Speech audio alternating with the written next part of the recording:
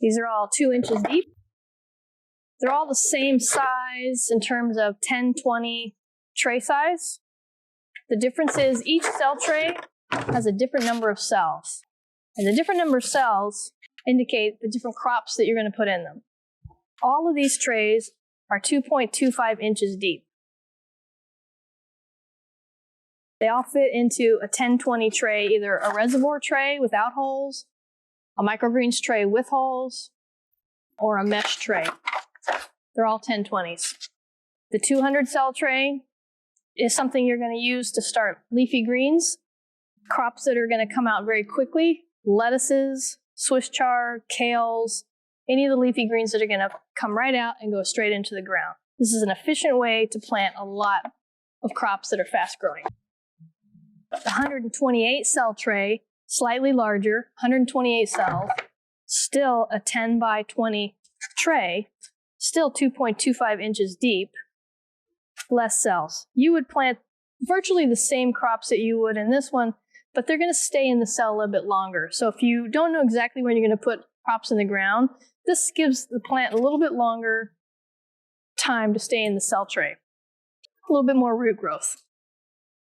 Then you're going to go up to the 72 cell tray, which is quite a bit larger. Same size. This is going to be for early starts for cole crops that are going to be going in your ground a little bit later, or tomato starts or pepper starts that you do maybe in January that can't go into the garden for several more months. This is something it's nice to have because you can do a lot of plants.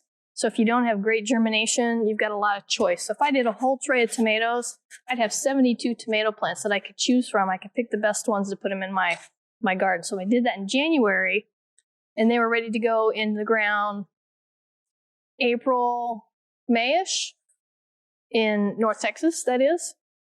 This would be fine. What I like to do is start my tomatoes and my peppers in something a little bit larger, because we start them in January, and then they stay in these pots for a long time before I either up pot them into a 4-inch pot and then hang on to those, or depending on when they start, and I can put them in the ground in April or May in North Texas, then the plant's large enough and healthy enough to survive on its own where I can pull it out of this, put it straight in the ground. But they've been in this tray for several months.